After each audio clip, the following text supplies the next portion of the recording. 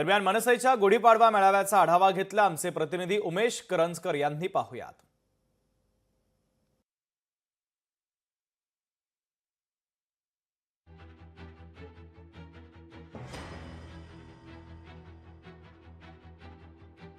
महाराष्ट्र नवनिर्माण सेनेचा परंपरेप्रमाणे गुढीपाडवा मेळावा उद्या पार पडणार आहे. मात्र या गुढीपाडवा मेळाव्याची जी तयारी आहे ती आपल्याला शिवाजी पार्क मैदानात पाहायला मिळते. आता ही तयारी जी आहे ती अंतिम टप्प्यात आलेली आहे.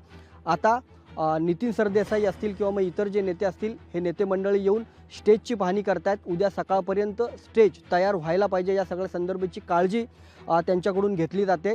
खास करून जर आपण पाहिलं तर या स्टेजच्या दोन्ही बाजूला मोठ्या स्क्रीन लावण्यात आलेल्या आहेत. राज्यभरातून कार्यकर्ते नेते मंडळी येणार असल्याची जी दक्षता आहे ती या सगळ्या कार्यकर्त्यांच्याकडून नेत्यांकडून घेण्यात येते. खास करून जर हा सर्व परिसर पाहिला तर पूर्णच्या पूर्ण शिवाजी पार्क मैदान जे आहे ते खुर्च्यांनी गजबजलेलं आहे. या सर्व खुर्च्या उद्या सायंकाळपर्यंत भरून जातील, कारण राज्यभरातून कार्यकर्ते येणार आहेत. नेमके राज ठाकरे उद्या आपल्या कार्यकर्त्यांना नेत्यांना कोणता संदेश देणार, कोणता आदेश देणार याकडे सगळ्यांचंच लक्ष आहे. कारण महापालिका निवडणुका आहेत.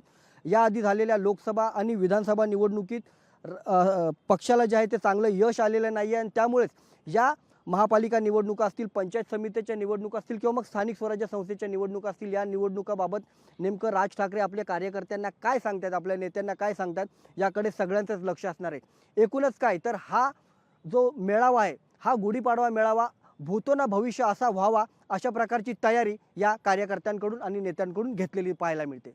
कॅमेरामन विनीत सोबत उमेश करंजकर, लोकशाही मराठी, मुंबई. लोकशाही मराठी ऐका, पहा, जागरूक रहा.